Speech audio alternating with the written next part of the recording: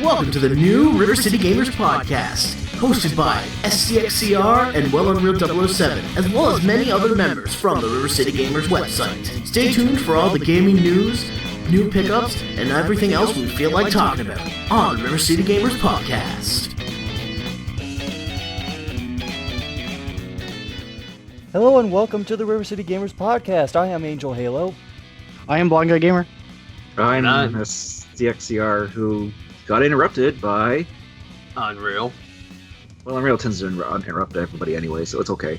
Yeah, Unreal's kind of a dick like that. I'm going home. I should be the one going home. Have we all gone home? I don't know who is even at who's home at this point. I'm confused. No, I clearly live in fucking Connecticut. Took you a while to remember that. What the fuck is a Connecticut? Here's gaming news. Gaming news! So real. So we're going to start gaming news on a couple of somber notes, but then it's going to get into just people fucking up. So stick with us. Oh, wow. Oh, so just standard news then. Yes. First off, Battle.net is 20 years old, and also Blizzard is saying goodbye to the name. They're keeping the second behind it, they're just doing away with the whole Battle.net thing. Have they come up with a new name for it? Well, I think it's just called... Isn't it just called Blizzard Tech? Not sure. They're taking all the services that are associated with Battle.net, and they're creating separate names for them. So like Blizzard Streaming, Blizzard Voice, Blizzard X. Blizzard Watch. Well, that's their number one game right now, pretty much. Blizzabo. Blizzabo. Oh god, that sounds awful. But no, that's not what they're actually. Well, I guess... Yeah, separate names. I did not know they were doing separate for each thing.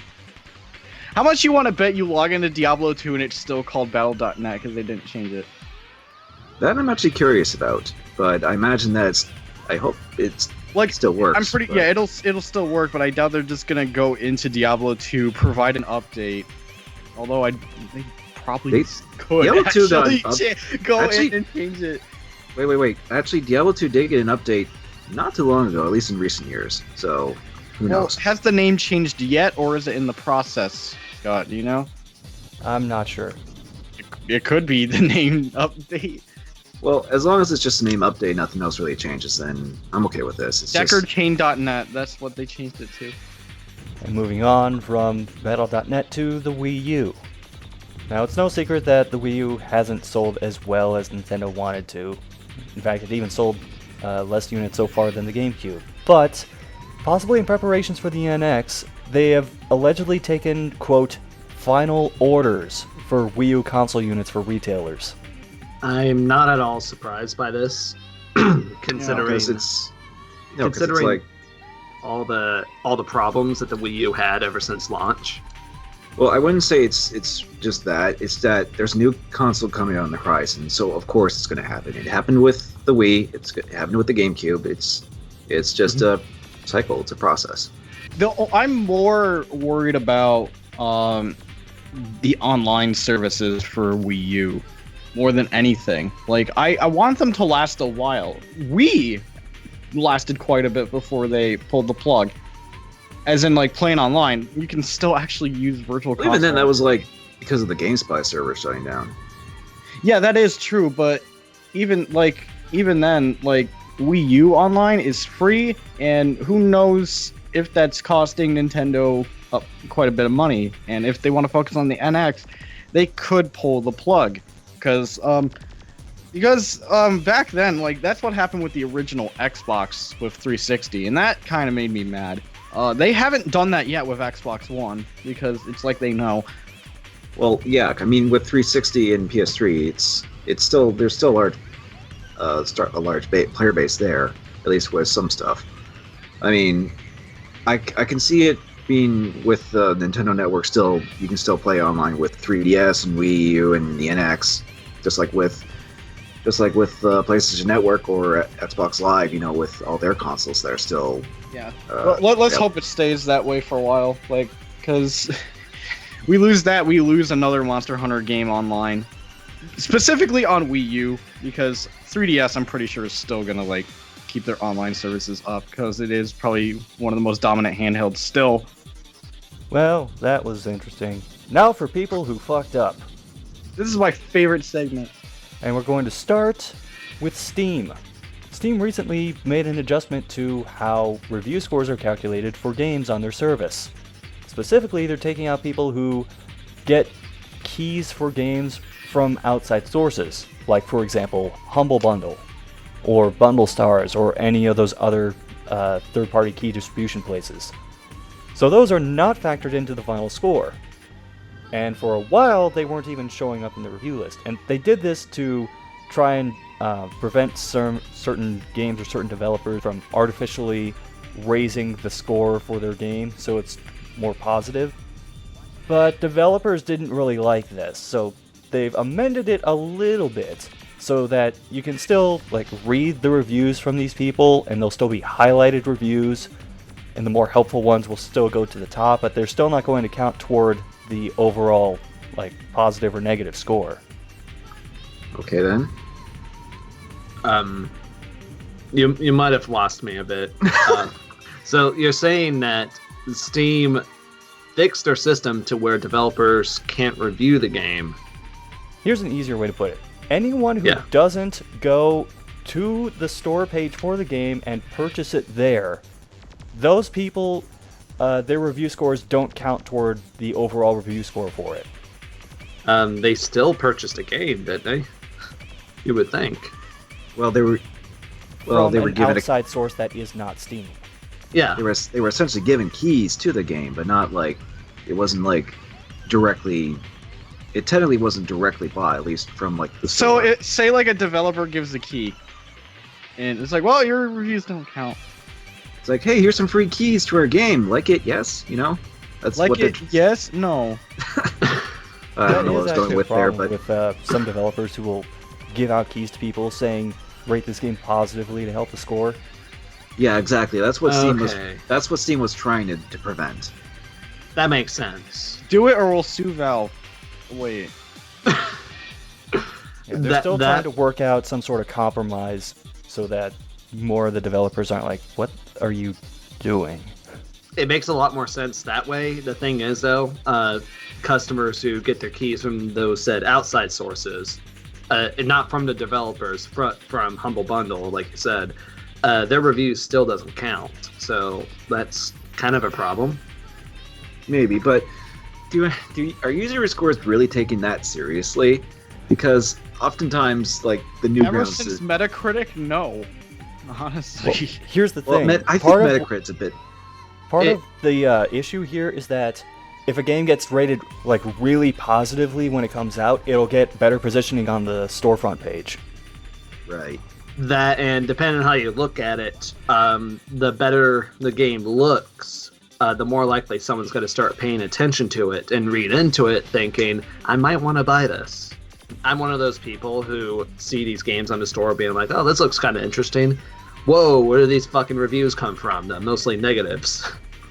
So I end up reading those, and it's like, oh, wow, what a colossal piece of shit. So it can have more of an impact than one would think. Well, it's just like I was trying to say earlier. It's like the Newgrounds effect, where you'll get like reviews saying, I couldn't even get this game to work, 10 stars or something. You know? Yeah, that is 10 out of 10. That is a good reason to fix the review system. This game is okay. Needs more titty bop bop titties. This game made my cook Steam.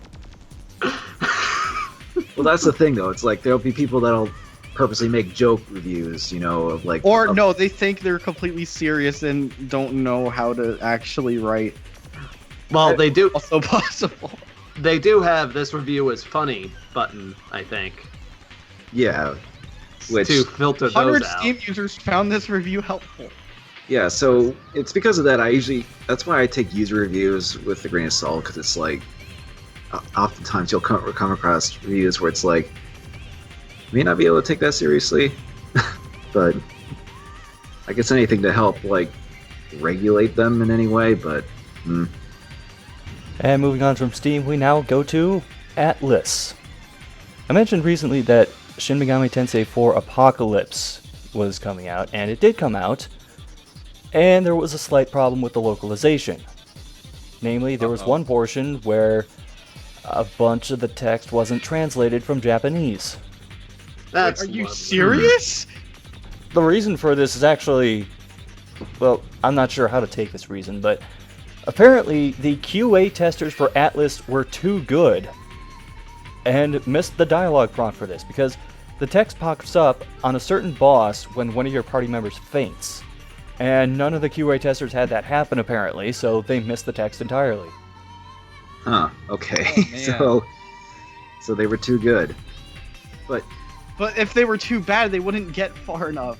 yeah, but the thing is, if you're testing a game, you kind of have to do every single possible outcome there is, and do everything and do every conceivable thing you need to do, and that is possible in the game. Go around every square inch of the game, do every outcome, to find these sort of things. And the fact that they didn't do that with this one boss, and they missed this text that wasn't translated.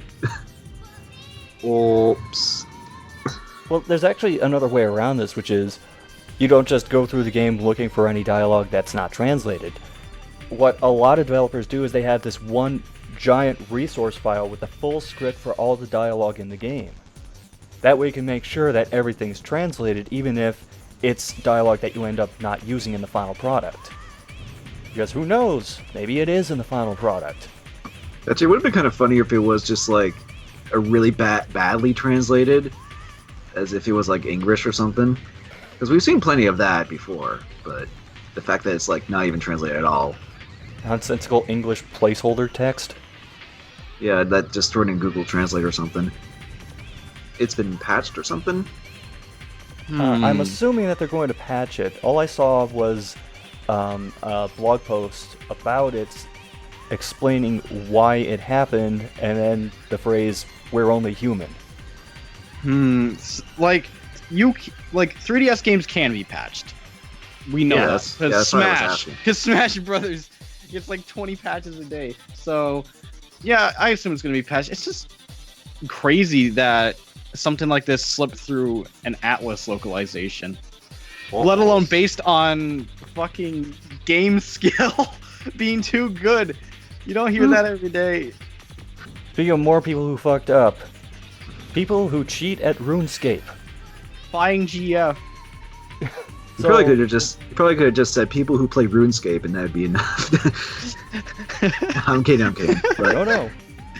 RuneScape is a game that has the usual problems that MMOs do with people who cheat to get certain things for their accounts or create fraudulent accounts specifically to farm money or shit like that.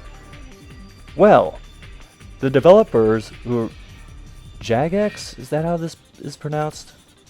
I don't know, I haven't played RuneScape in decades. But the developers are punishing them by not just banning their accounts, but also seizing any goods related to that account and then auctioning them off to public users. Huh. Now the catch is, for these auctions, players won't know what exactly they're bidding for. Okay. So it's a blind So- auction. Huh. So it's like a police auction, except it's blind. Oh, that's something. It's like a silent auction, except instead of having the thing next to the piece of paper, you just have a piece of paper with a bunch of question marks at the top of it, and you're bidding on that. Huh, well, this is definitely a humiliating way to rub it into the cheater's face. Yeah, I just But- hope you don't wrongfully ban someone, or they're gonna be pissed. Of course. But to seize every single thing and be all like, it's yours if you pay X amount of, I'm assuming, in-game money, right? Yeah, in-game money. Okay. I don't know if RuneScape has a thing where you can use real money to purchase in-game money, but it's in-game money that you use to bid on this. I hope what they filter is some really good shit. Just hope they don't accidentally auction off something that can break the game. Or something like, what the fuck's the weakest weapon in the game? Like maybe a stick or something? Probably, I don't know. Like you paid the equivalent of $1,000 for a wooden sword. A magic wooden sword. Oh, right, you get 2% magic defense. And No, plus it's a for the magic cheating. sword because you get it and then your money disappears. Wow. Unbelievable. You can't even buy that shit anymore. Back in my day, I just made a wooden sword. I broke my nose swinging it at someone.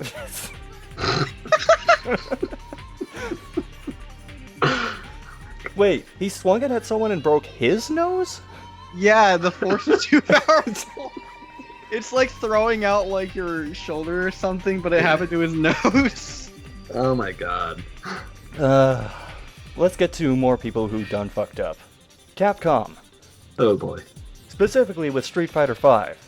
Oh boy. Now, Capcom for a while has been trying to figure out ways to prevent people from cheating in the game. But the way that they went about it, in the recent update that also introduced Urien to the roster, involved getting kernel access for the PC version. I've heard people comparing this to the equivalent of rootkits. But here's the problem. Yeah. A lot of people who tried using the game reported that they couldn't get the game to launch. Other people also reported that when they tried to launch it, they get blue screened. Okay. Thanks, Capcom. So for the non-computer guys out there, can you summarize what a kernel or a rootkit is? I'm a non-computer guy, so no.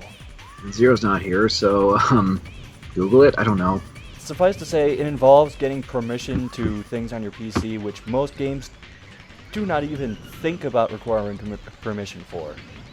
It worked, I guess, a little too well, and it accidentally like rooted into other people's computers as well. Another person who fucked up, and it won't surprise you to hear who this is. EA. So, FIFA 17.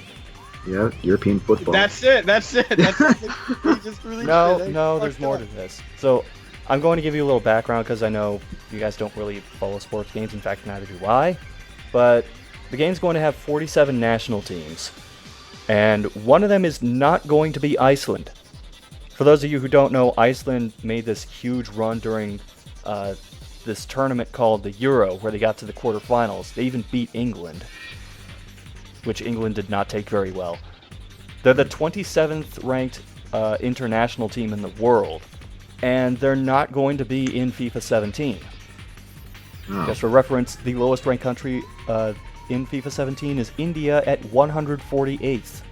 But the reason behind this is, apparently EA Sports lowballed the hell out of Iceland for being able to use image rights and trademarks for the team. So when Iceland gave them a counter offer, EA just said, nah, you're not going to be in the game. There's actually a number associated with this, which apparently the offer was $15,000. To add their likenesses and team in the game?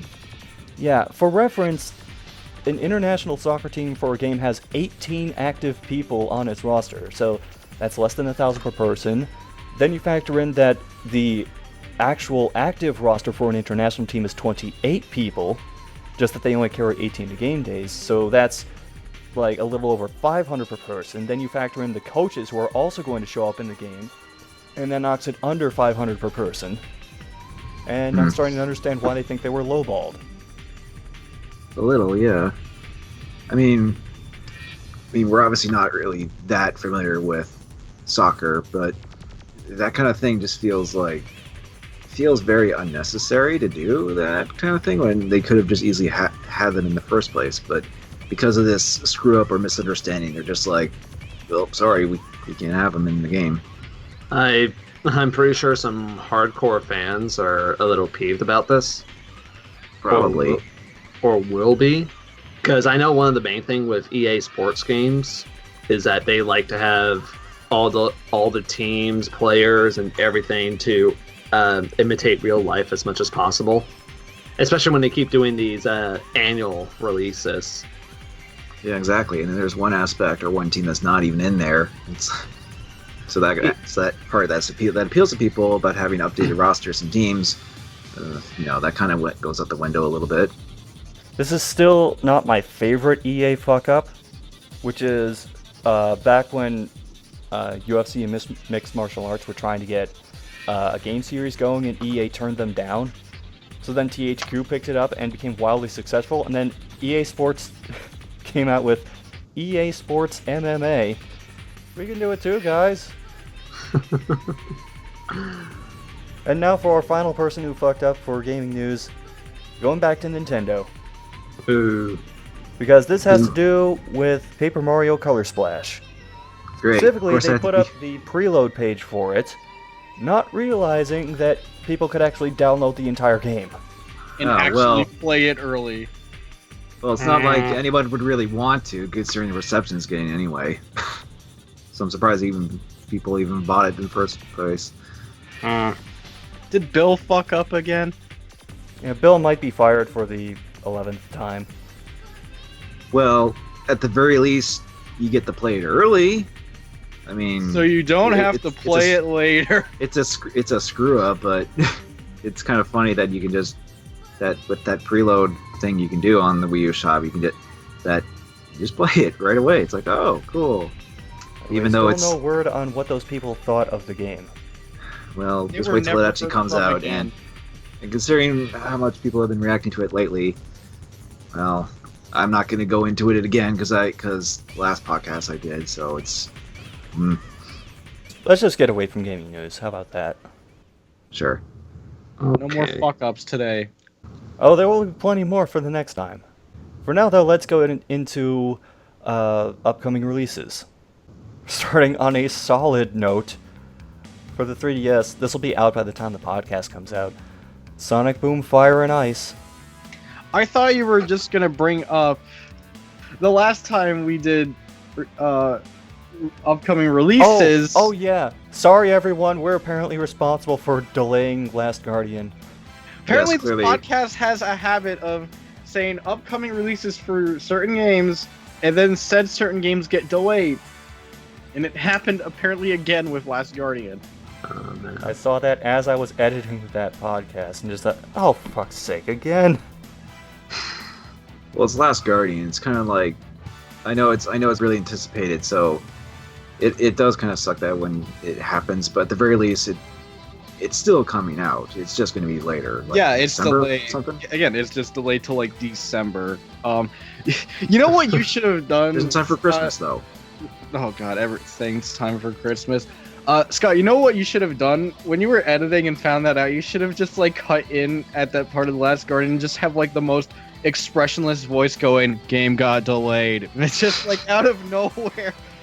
Just like a shitty edit. Just throw it in there and say, "Never mind, it got delayed."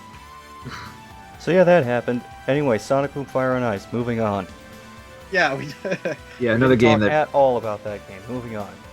Well, We can did- we did at a least little bit ask last if it time. comes with like fucking Tostino stuff if you pre-order? What? You don't remember that about the Sonic stream? They advertised the shit out. You mean No. you mean that Okay, stuff? we're moving on Nacho? so I don't have to remember the Totino stuff. Oh, it's Tostino. I don't care. Yokai Watch 2. I think we That's- talked about that before. That's still a thing, apparently. yeah, it's another Pokemon thing. Spoiler, there will be more about that later in the podcast. Oh. Mafia Eight. 3? I don't follow the Mafia series, so Well, I do know they're really good. My dad's played them. now he is the Mafia. Oh no. Any relation to Mafia Town from Hat in Time? Let's just say yes. Sure. Sid Meier's Civilization 6. Exactly, moving on. Well, we already mentioned these games last time. So what else can we say about them?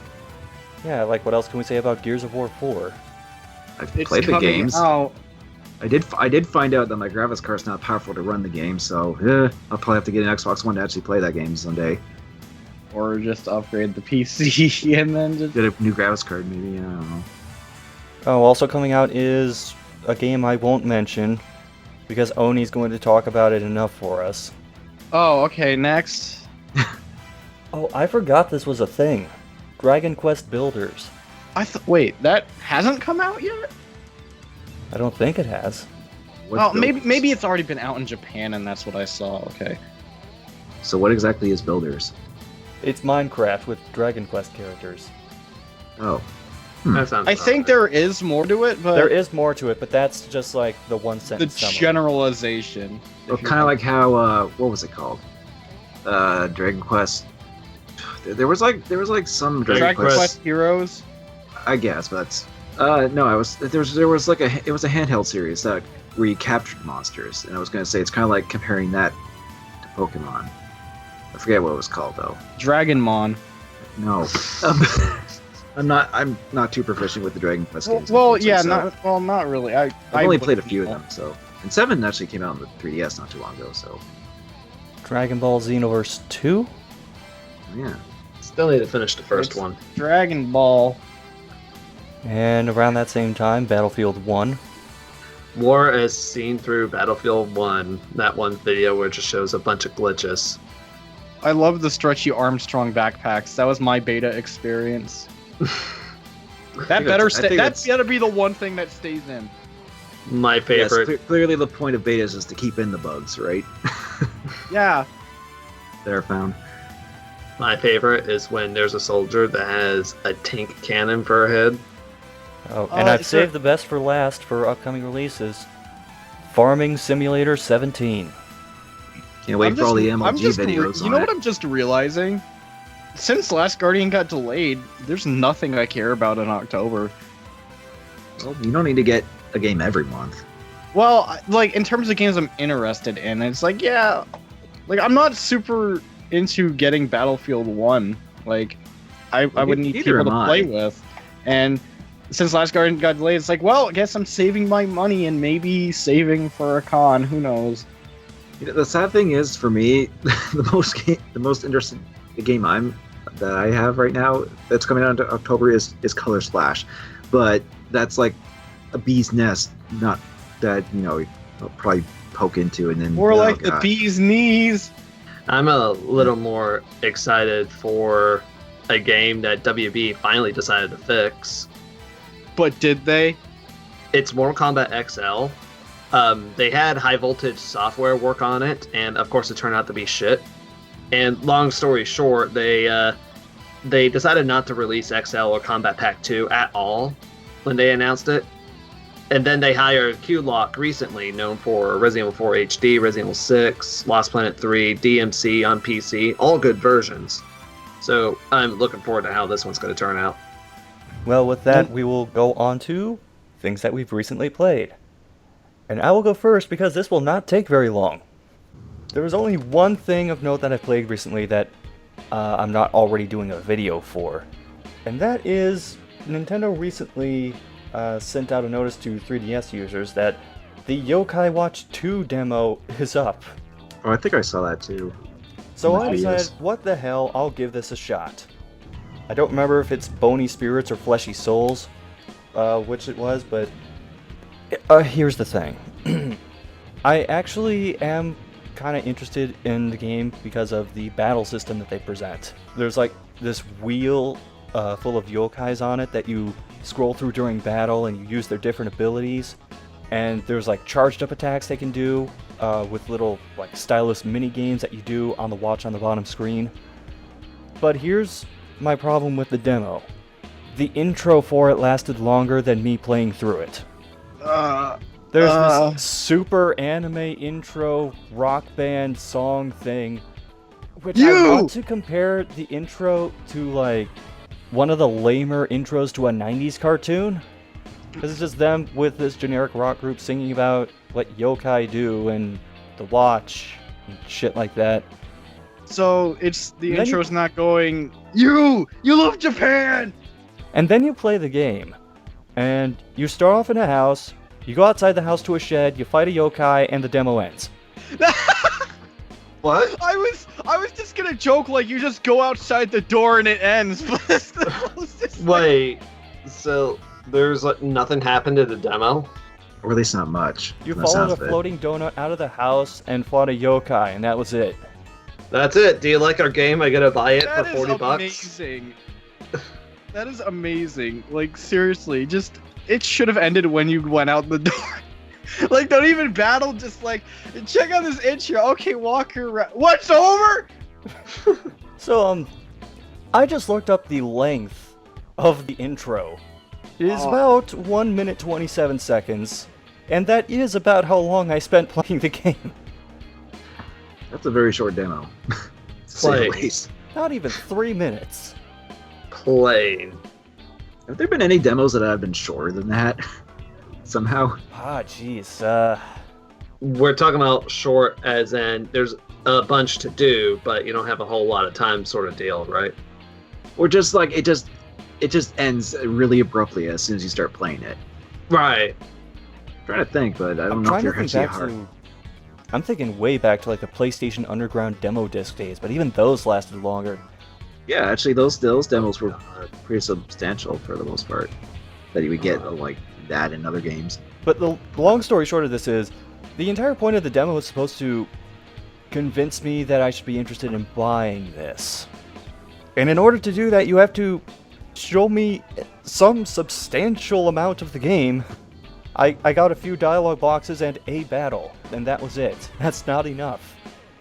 You got to be excited for this game. That'll set you back $40. Imagine if the Bravely Default demo was like that. Oh, No one fucking buy the game. yeah, that certainly doesn't help that there are like the Bravely Default and Bravely Second demos, which were far, far better than that. And this is like, this is a Nintendo developed game, right? I think. I thought Level 5 was involved with Yokai Watch. Oh yeah, it was. It's published by Nintendo, I believe, but made by Level 5 or developed by. Level 5 developed it and Nintendo published it. Okay. You think for a Nintendo game, they would like show you enough, and to them that was enough. They don't want to spoil the enriching story. You know, how long have we been talking about this demo? 5 minutes. Dear God, I could have finished the demo so many times. Just in the time that we were talking. Let's move on. I'm out of game. Somebody else talk. I mentioned earlier Mortal Kombat X. I did end up buying that through the Humble store, and I've played that quite a bit. Mainly because it was only like $10, and then you got the Combat Pack 2 coming out. I think the only thing noteworthy is that there's this glitch that happens where if I highlight Jason Voorhees on the the fight screen, sometimes, you know how like they load the fighter and then they'll start walking towards the screen if you stay on that, if you keep your cursor on their portrait. Sometimes it'll kind of freeze the image of Jason while another Jason just walks towards the image. Almost as if it's like a mini-me sort of scenario. Or he's creating a shadow clone of himself. And it persists for the entire screen. I got a fucking screenshot of it, actually. I also ended up getting God Eater on Steam. It comes with the first game, which has been remastered for PC. What was God Eater? I've heard of it, but I forget what it was. If I remember correctly, it's the not Monster Hunter. It was originally released on PSP from Namco. Right. And it plays similar to Monster Hunter, a little more fast-paced.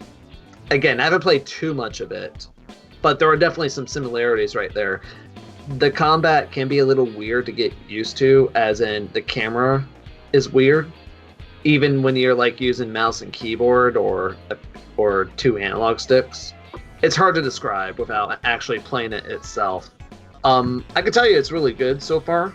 You're basically just going around hunting different, I forgot what they fucking call them, but they do call it God Eater for a reason.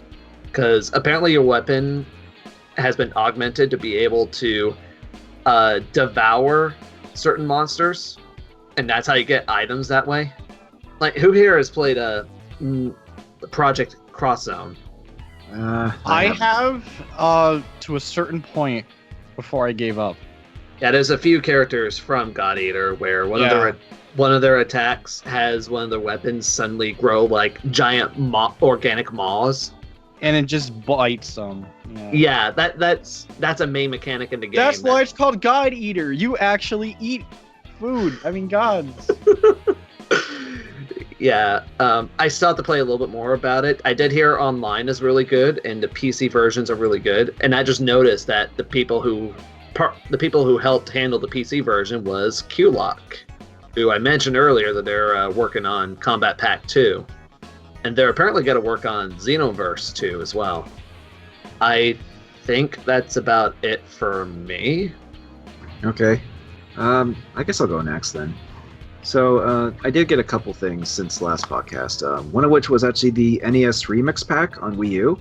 Now I've only played some of the first NES Remix on this, and so far it's all right. It's just basically you're playing various challenges from different classic NES games, and it has a little bit of a WarioWare vibe to it. It's like, do this and do this kind of challenges, and the more you do, you get stars, and it's like 3-star ranks. Although sometimes the ranking systems is a little funny, because I've had moments where it's like, oh, I only got 1 star, and then other times it's like, oh, I got 3 stars, even though I thought I didn't do the best. And you actually get it's like rainbow stars. That's like the equivalent of platinum. And I've gotten that a few times when I thought I clearly thought I wasn't going to get them, but I did anyway. But the more stars you do get, the more games and remixes you unlock. The remixes are what the actual mixed up challenges you get in there. Because then you'll have moments where it's like, oh, Sonny, you're playing as Samus in Super Mario Brothers and stuff like that. So it's a little bit, it's kind of quirky in that sense. But other than that, it's just you just play all the games. You do rank up, but all you get is stamps for Miiverse, because it is a Wii U game after all. If I remember, wasn't that game developed by the same people who did Super Retro Challenge on DS? Maybe. Wouldn't surprise me if they did, or if it was by the people who did WarioWare. I heard something about, what was that Japanese show called again? They had an association with this game somehow? Game Center CX. Yeah. It's called a Retro Game Challenge. I have it. I actually have that game. Yeah. For essentially being a minigame challenge pack with, to play different parts from all these different NES games, it's kind of a neat novelty. There's not a whole lot to it, but it's simple fun for me, so I'm enjoying it. So the other game I got, this has actually been one I've been meaning to get for a little while now, and it's Legend of Zelda Majora's Mask 3D on 3DS, obviously. Oh, that's good. Yeah, I've heard very good things about it. Now, I do have Majora's Mask. I have both that N64 copy, and I also have it on the GameCube Zelda collection. I'm sorry. What do you mean you're sorry? That's the version that tends to lock up every 4 hours. Oh, okay. Well, I don't have to worry about that version since I have now the 3DS version anyway. Or I can just play the N64 one. But regardless, now I do like the Legend of Zelda series, but I haven't finished them all yet. So, and Majora's Mask is actually one of them. Now, back on the N64, I did get maybe about halfway through it or something like that. So I finally decided, you know what, I'll get this version and play through this, because this is essentially the most definitive way to play the game as of right now. So, because it has new features, some changes that help benefit Majora's Mask, to help deal with some issues that the original had. The saving system is better. You get a notebook to keep track of everyone's schedules in that game, and the item management is there too, because I did play through the Ocarina of Time 3D, and that was a good remaster of that game. So, and this is essentially the same thing, but for Majora's Mask, and it's really good that way. Now, I don't have a Circle Pad Pro or a new 3DS, so I can't take advantage of the feature of being able to have a free moving camera in this. But I just tap L and it just to recenter my camera. I'm used to that in other 3D Zelda games, so that doesn't bother me. So I'm fine with just doing that for now. The game looks and plays nice. Now I've only played the intro so far, just to get my feet wet into this. But so far it's a really good version. Needless to say, it looks good, it sounds good, it plays good because, it's Zelda. I gotta say, with the new revamped graphics, the moon somehow even looks even more scarier than it did originally. I'll say that. But yeah, I'm looking forward to playing through this, because it's one of the Zelda games I haven't finished yet, and it definitely has a more unsettling tone throughout in all the different themes that it presents itself as you go through the game. So yeah, Majora's Mask.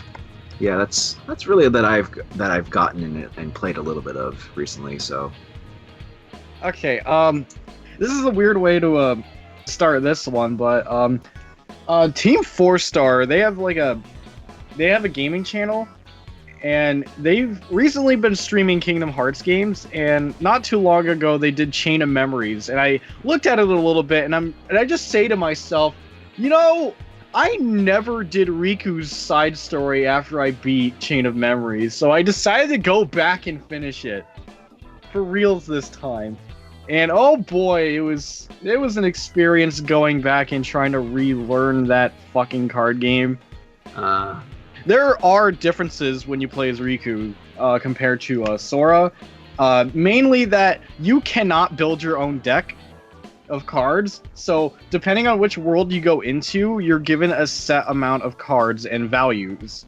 The thing is, depending on which world, either you'll get a really good deck or a really shitty one that makes combat a pain in the ass.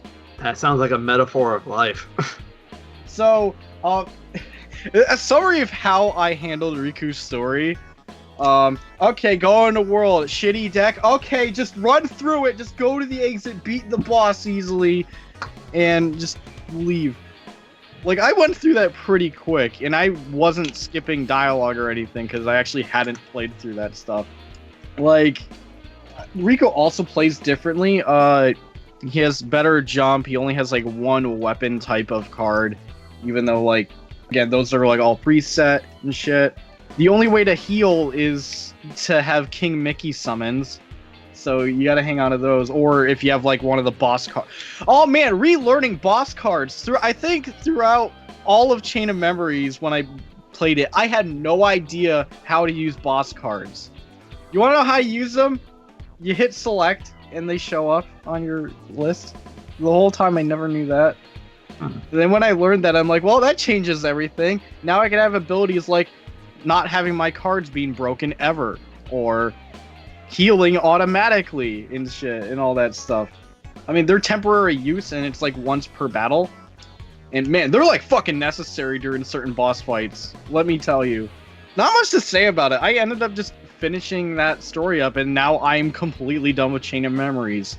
So I guess now I'm completely caught up without playing the bad DS games. Just in time for Kingdom Hearts 3. Just in time for 2.8 Fuck My Ass Remix. 2.875. Whatever. 2.9 repeating. Never get 3. But yeah, not much to say on that game. There's a couple of mechanics in there, like how Riku can become Darkman and do extra shit that makes his air combos terrible. So if you're fighting a boss that's in the air and you're dark mode now, time to just whiff everything for a good few minutes.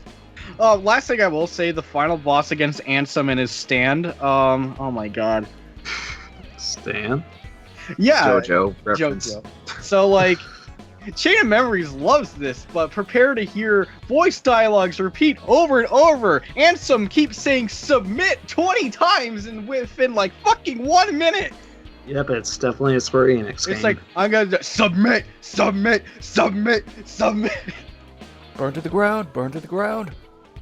Well, here's the thing. Even Tales games doesn't do that. Ansem's voice acting isn't ear bleeding. It's just the repetitiveness is stupid. The problem with Mega Man X7 is that it's repetitive and ear bleeding. So at least Kingdom Hearts didn't fuck up in the ear bleeding part. Submit! Arrest this man! Even Tales games don't do that much. At least now. You're my Arctic Blast. That's not Tales. No. Now the other thing I played that wasn't finishing up a game that I got a decade ago, like finally, like officially. Destiny got its new expansion, Rise of Iron, and I got to play it.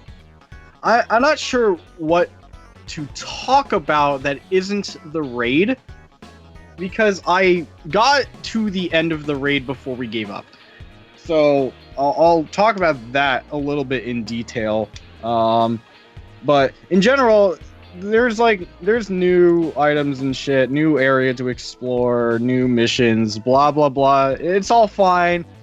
A lot of the good things that are in Destiny came through like updates during like the Taken Kings run, and that's still here, which is still nice, and it really complements Rise of Iron.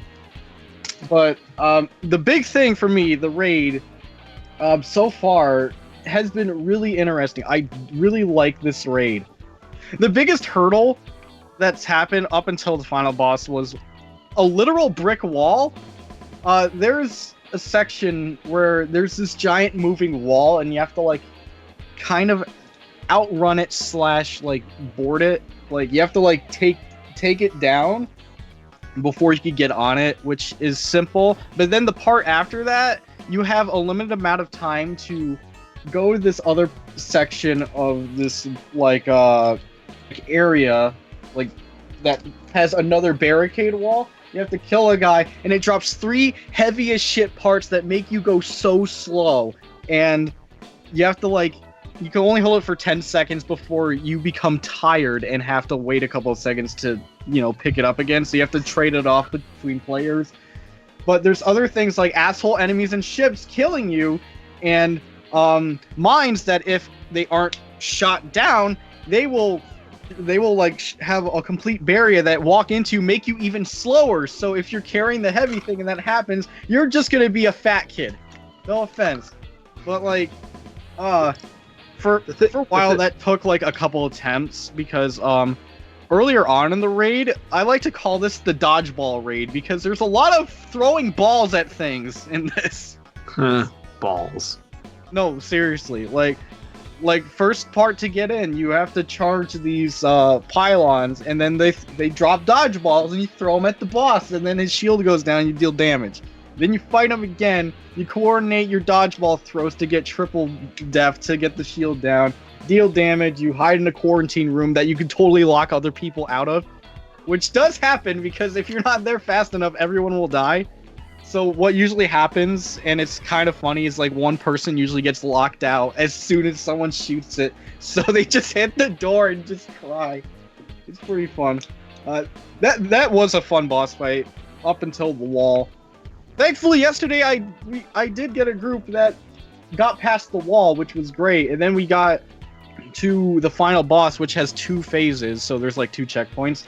And phase 1, you have to do a lot of like trading, like you have to shoot certain enemies before they go to a spot, and then they drop dodgeballs and you throw them at targets, and then repeat until phase 2. And phase 2 has, at least for my character level, 2 high damage enemies, so I need to kind of grind a bit to, you know, be efficient in that.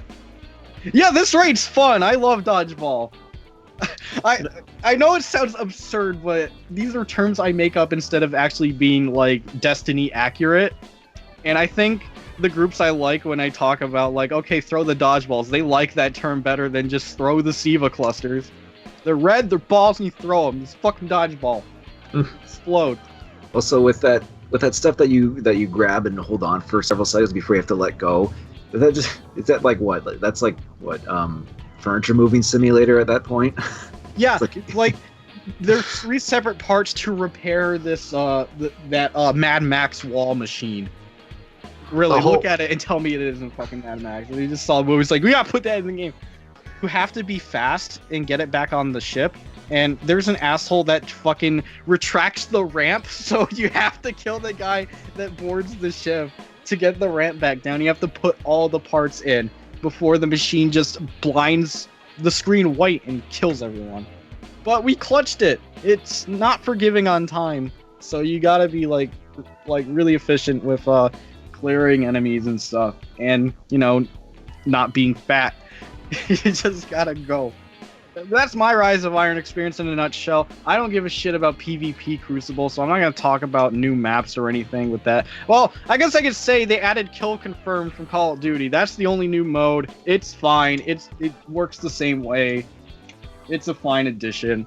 I'm going to keep trying the raid for the next few weeks, because each week the rewards reset, and getting rewards is worth it because it helps increase your level. Not excited for hard mode when that drops, though. I don't want to know what they changed to dodgeball. Maybe the addition will be like, okay, throw dodgeball at the enemy, but they cheat and don't get tagged out like they're supposed to. There's no fucking honest. It's like, hey, hit you. No, you fucking did it. No, shut up.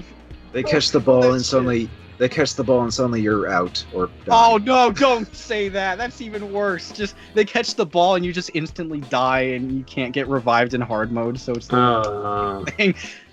No, they don't catch balls, but oh my god, that's so stupid. That must have sounded like the most confusing fucking raid description ever. Disclaimer, even though it's late, raid spoilers for anyone watching. Oops. Well, we already established you're the only person playing Destiny anyway, so... Well, I meant like, podcast listeners, not you guys. Then again, if anyone listens to the podcast, they ain't playing Destiny. Well, you never know. That's it for me.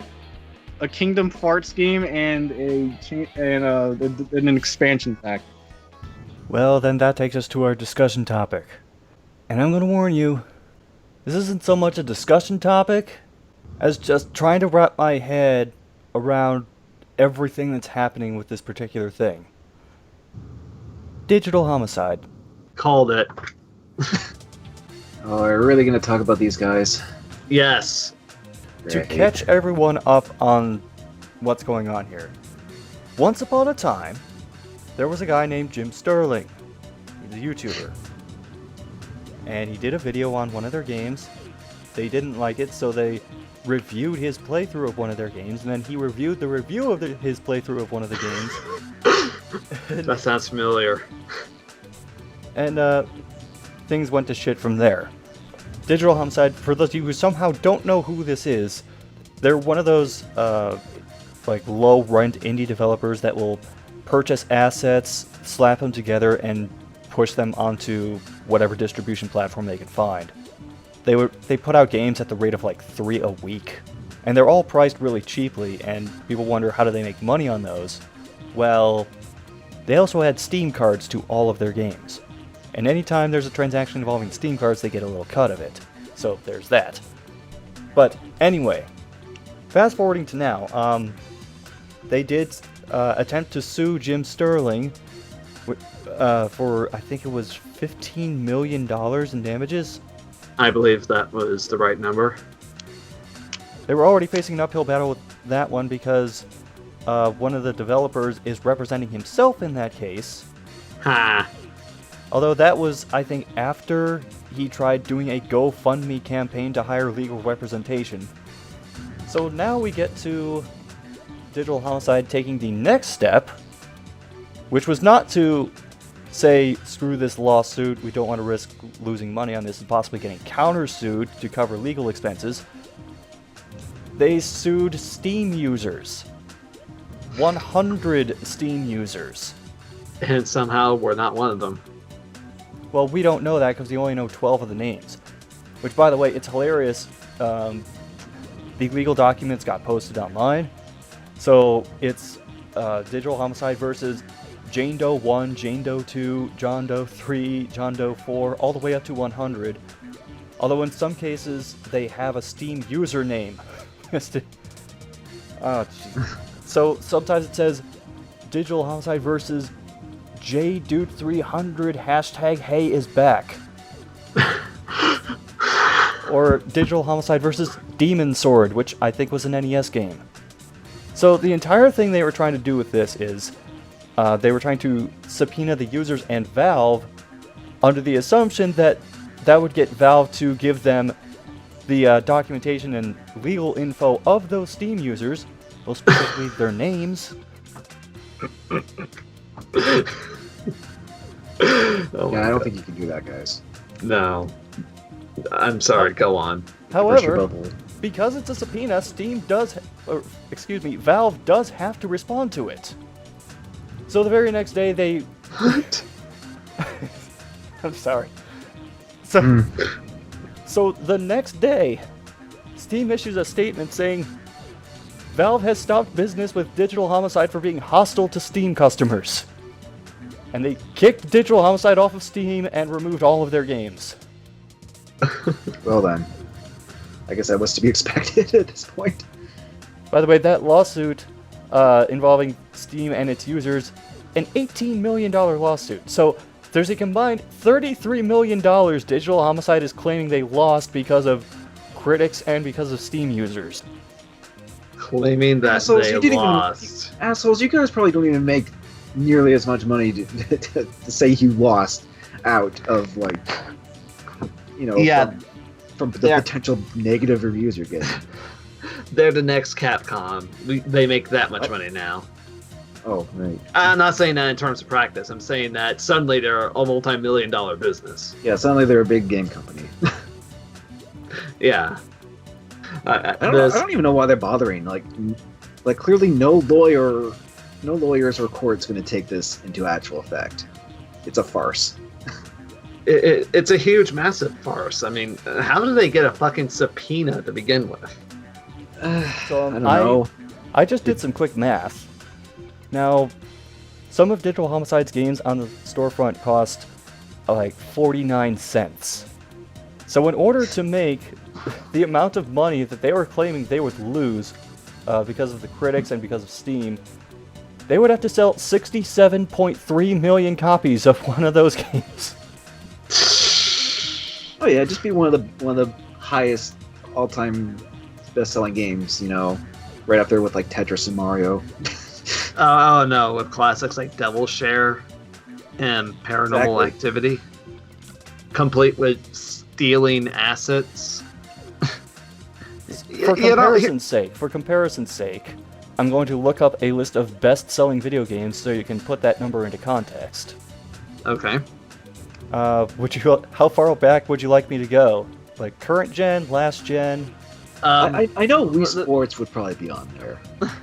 Well, you know what? Let's do Wii Sports. Packing Sports. game with the console. So Okay. Well, even then, well, so was Mario, but at least the original Mario. Okay, just anything current gen. Let's. I kind of want to use a Grand Theft Auto 5. Twisted Metal 5. Grand Theft Auto 5 across all systems. Oh no. That's probably Let's just say PC, since this is a PC only game. Okay, so the number I said, 67.3 million they would have to sell to get $33 million. As of the 18th of May 2016, GTA 5 across all platforms shipped 65 million copies. So it would have to outperform Grand Theft Auto 5. I picked a good one, because that's actually pretty close. It would have to outperform every PlayStation game, every PlayStation 2 game, every PSP game. I'm going to guess and say every PS3 game as well. Yeah, every PS3 game. Yeah, I think we made our point, at least in terms of because, okay, let's just say from their perspective, it's like, you want to make games, that's fine. So, and if you're not that adept at programming, the best things that are out there, or you can't make, or you can't make something like a current video game that's out there right now on consoles or PC, or a AAA game. You're obviously not proficient. You're not part of a huge team. You're not and you have at least some basic knowledge of how to put together a game, whether it be through Unity or something. I mean, that's fine. If you want to do that, that's cool. But then you throw it out there, with whatever effort you put into it. And if it gets criticized to the point where it's like, oh, some guy on YouTube's making fun of me now, are you really going to be that pissed off to cause this much trouble over your little game that you made in a week or so? Another thing to compare it to. You remember when you did that Fearless on that? What was that fucking game called again? Okay. It featured that girl with the glasses and had that one cut scene with the guy throwing a cigarette. Yeah, what about it? I remember the developer coming on and actually being very pleasant towards you. Yeah, the developer for that was actually a really cool guy. Yeah, that actually kind of makes me want to actually pay attention to the game. Maybe he'll make some improvements, because that's the kind of behavior that should be yeah, you gotta have some detractors. That's how it's gonna go in life. Even as a medical professional, people are still going to criticize you. And the best you can do is just get better. And I think that's the attitude that guy went with there, because yeah, people are not going to like my work. Oh well, I can just strive to do better and go from there. And I love that attitude. That tells me that tells me you have a passion to pursue what you enjoy. And while your game isn't that great, that doesn't mean that it has to be objectively bad. Just do better. Yeah, but like Digital Homicide clearly wasn't doing that. They were just throwing all this crap out there, and then they throw fits when people are giving them shit. But it's like, well, of course they're going to with the quality of games you're throwing out there. But then I feel like they're throwing a big fit. They're basically throwing a tantrum, like, no, this isn't fair. This isn't fair. Stop it. Actually, like they do have a game called Temper Tantrum. Oh my god, I went through the whole library. But yeah, it's like, if you're gonna throw a fit, and then that's not how you get attention. That's not how you bring up an issue. If the issue is you need to suck it up and deal with it yourself, not throw out not do an arbitrary, well, I'm gonna sue you, because you can't just say that and actually try and go through it if you have nothing to back with. It's just dumb. Okay. Grossly unprofessional would be the term to use here. I'll say at least. I mean, how would you think that would reflect on them from a business standpoint?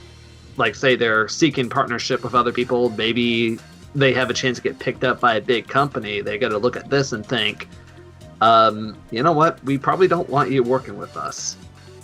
Considering how shady they are to begin with just throwing out this stuff that's like barely thrown together or cobbled together, I guess is what the term I was looking for. Like all these cobbled together stuff from like these game making things. Are they all from Unity or something? Unity.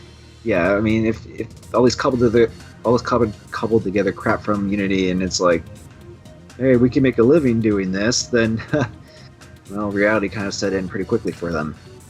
There are a few things in particular about these cases that are going to work against them. One of them is, are any of you familiar with something called the clean hands doctrine? No. It's basically a defense that a defendant can use to the person that has the lawsuit against them, which is saying that they haven't acted in good faith or ethically in regards to whatever they're complaining about. So, with someone like Digital Homicide as the plaintiff, you could bring up things like when they held a fake contest for people to criticize their games and then banned anyone who participated. Or how they posed as different companies to get additional games through Greenlight and onto the storefront. Or how a number of their games are, aside from a couple of graphical assets, designed exactly the same, and yet sold as separate products. Like I said, grossly unprofessional. Number 2, and this is actually like something you could agree with Digital Homicide on, which is Steam doesn't do a very good job of either moderating people or like QA in general. But that also works against them because, anyway, their complaint is that people are harassing them, making death threats against them, which I think if you've been on the internet for more than a year, you've had at least one person make a death threat against you. But if you actually fear for your life and the safety of your family and people around you, you file a criminal case against them, not a civil lawsuit.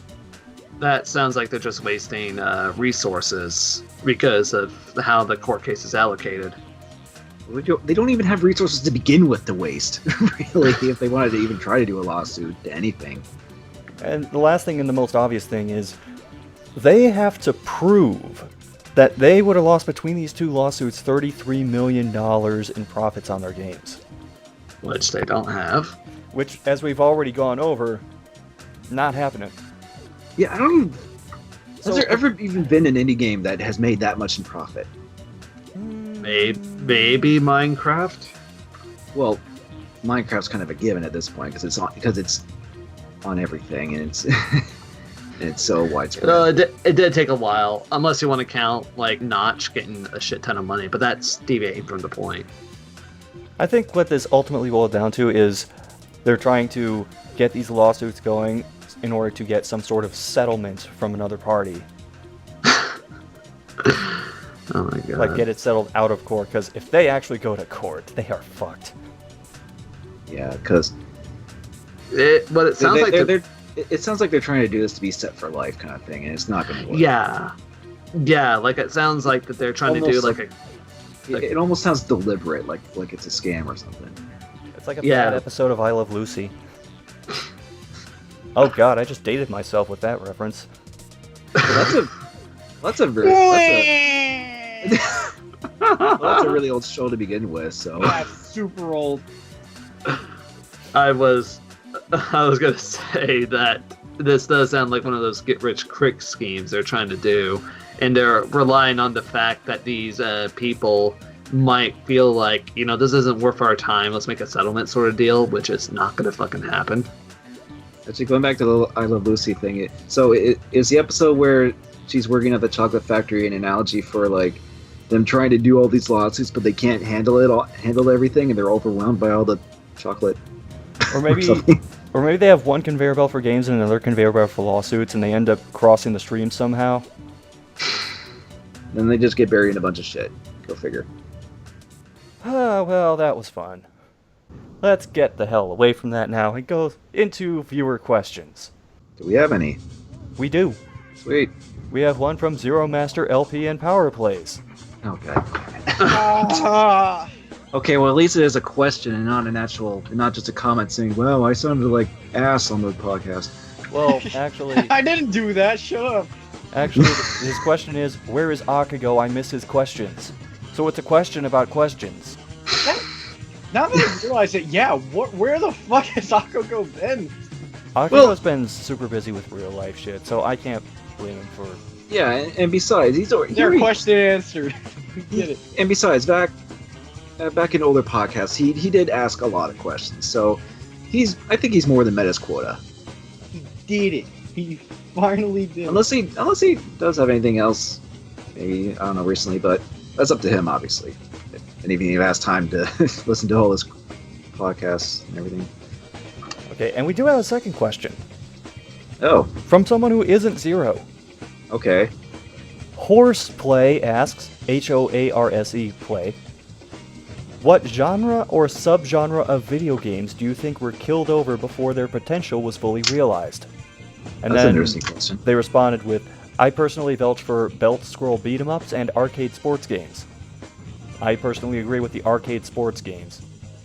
I'd say arcade sports games too, actually. Like NBA Jam and... NBA Jam, NFL Blitz. I don't know if you would count extreme sports games. I do recall that EA has sort of tried to revive those kind of games, but no one really knows those. Like, you know, they did their own NFL Blitz and their NHL 3-on-3 or some shit. I would like to see like an NFL Blitz style game, but it was soccer. So you could like drop kick players into the crowd.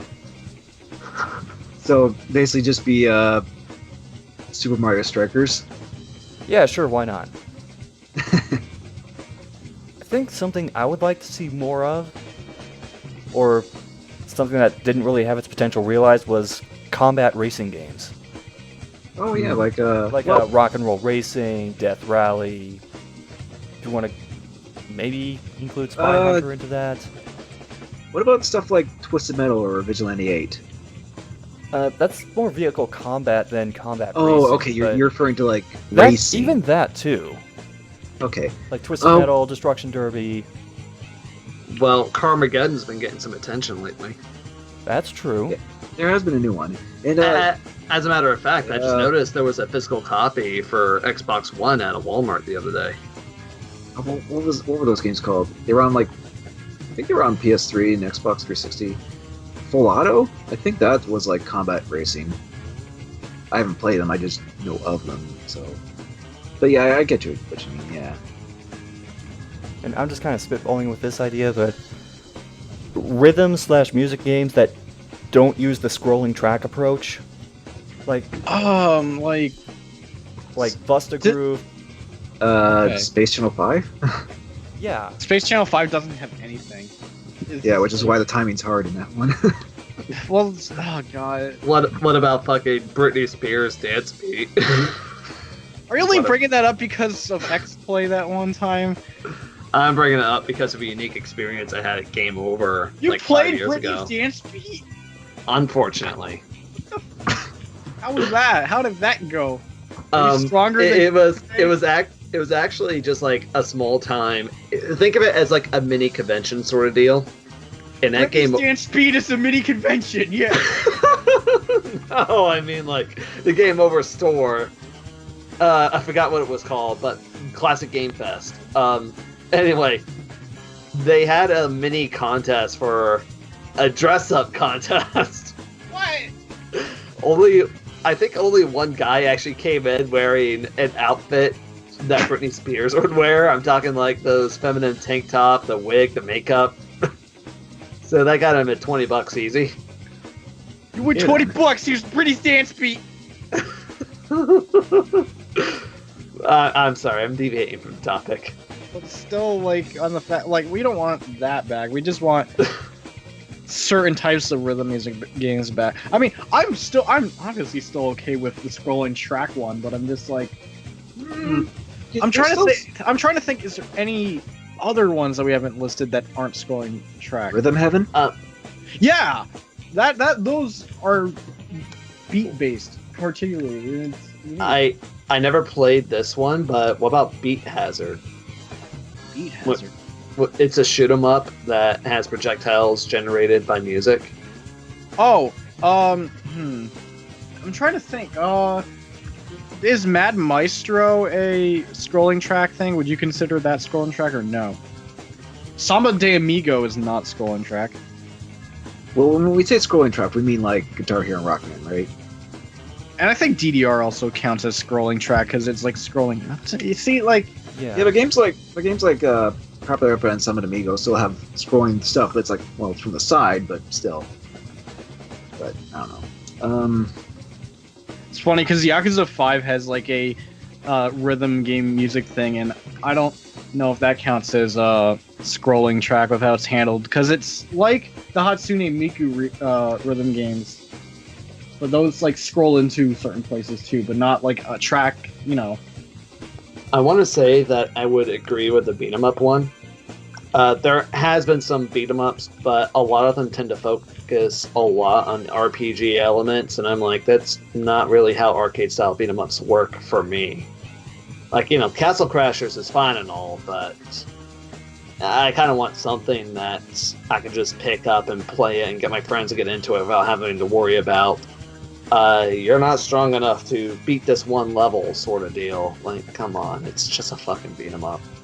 Which is why I really like Streets of Fury EX, because it's one of those games where it's really ridiculous in its presentation. You can just plug in and play it, and all the characters play differently. And it's a short game, too, so, you know, you just want to grab a few beers and just mess around. It's great. And it happens to have the complexity of a fighting game, too, because how you can have all these attacks and combos chained together with all the special moves and everything. So something like that, I think, we could definitely use for the genre. Well, there's still a few beat-em-ups here and there, like Double Dragon Neon, but yeah, I get what you mean. Maybe adventure games to an extent. Like, I know those the Telltale games, but there's only so many I can take before I get sick and tired of all this. Your choices matter. There's still, I say, a lot of indie developers and Kickstarter stuff really brought back a good resurgence of point-and-click adventure games. Well, you know what, you're right. I tried out Frambo. But there was a time though when, you know, there was definitely a dry spot of like hardly any point-and-click style adventure games. So it wasn't until like, I want to say like Telltale with Sam and Max that it really came back. I think an interesting kind of genre would have been something that focuses more on actual simulation. Something like Police Quest, for example. I can't really think of any modern examples that are like Police Quest, in which you're required to understand procedure, how to handle certain situations, or otherwise, at best, you'll get docked a few points. At worst, it's instant game over. Okay, so wait, yeah, so what you're saying is you want like actual simulations, not like joke simulation games like Surgeon Simulation or Ghost Simulator. Yeah, another good example of such is Life and Death for DOS and Amiga, where you're actually where you're actually diagnosing patients and having to prescribe a treatment or go into surgery at worst cases. Like, again, there's Surgeon Simulator, but that's like a huge joke sort of deal. How about something that actually hits a little closer to home? I did think of a couple other things too. Like SCR, you mentioned like combat racing, but I think it would be cool if somehow EA or whoever would bring back like a Road Rash style game, because I have almost all of them at this point, and you know, it's, and the fact that you're both racing and kind of like, and also just being really aggressive and attacking other players while racing, it's fun. It's just I feel that series kind of petered out a little bit, because when it went to PlayStation, it kind of tried to do 3D stuff, and it didn't really work that well. But I feel like it could get a resurgence, you know, or a revival of sorts, maybe.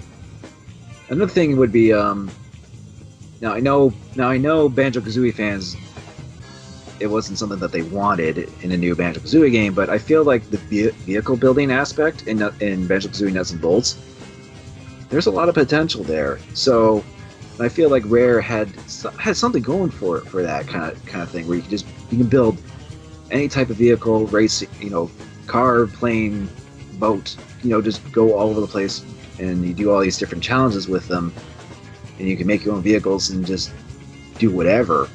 Like, not even Lego games do have that aspect, and I think that having something like that could be cool in like a newer game with a more powerful, you know, game engine and stuff that could handle that kind of stuff. So that's just what I would think, anyway.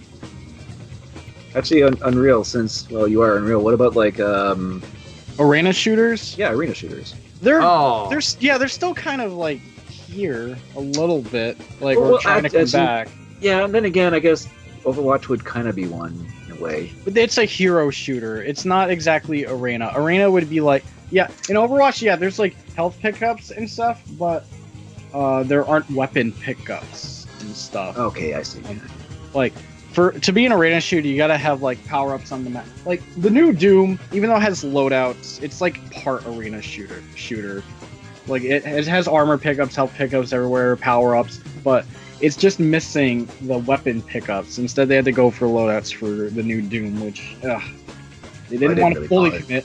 The new Unreal Tournament is still in development. That's straight up arena shooter. Quake Champions is a hero shooter. I haven't seen gameplay, or I don't think they showed gameplay for it yet. So that's like up in the air whether or not it's gonna be stupid or not. Yeah, there isn't that much, but it's. Well, at the very least, there's a new Unreal Tournament, so hopefully that'll be good. Yeah, one I can't run, so I'm left out. Maybe it'll be on consoles, or you'll get into a computer by then. I don't think it's gonna go to consoles. Well, if anybody else has a question they want to ask us, feel free to ask us in the comments on the YouTube upload or on the site, or you can ask us on the Facebook page, facebook.com/RiverCityGamers.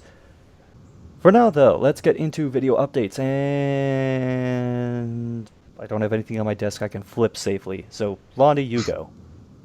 Okay, well, I don't really have anything else new to say since I was on the last podcast, so all I'll say is that I have been editing the next video. It's been a little slow but steady, so I'm still working on that. Should be out soon with any luck.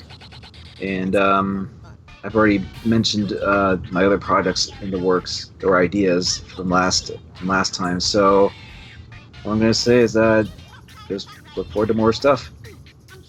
And Unreal. No new updates on my end for any of the things I've mentioned previously, so I'm all set on my end. Okay, well, I'll go next, and I do have sort of an update related to you, Unreal. I'm going to, at some point over the next week or two, get the next part of Michigan put together. Yay! Aside from that, I'm currently working on the next episode of SCXCR, which hopefully will be out within a week. And then beyond that, I posted the teaser for the Seiken Densetsu retrospective. I'm going to get to work on that after an episode of $5 Gaming. And then beyond that, I'll have the old Bloody Roar retrospective style schedule where I do SCXCR retrospective, $5 retrospective, SCXCR retrospective, and just keep doing it like that. And I think that's it for me, so Angel, take us home.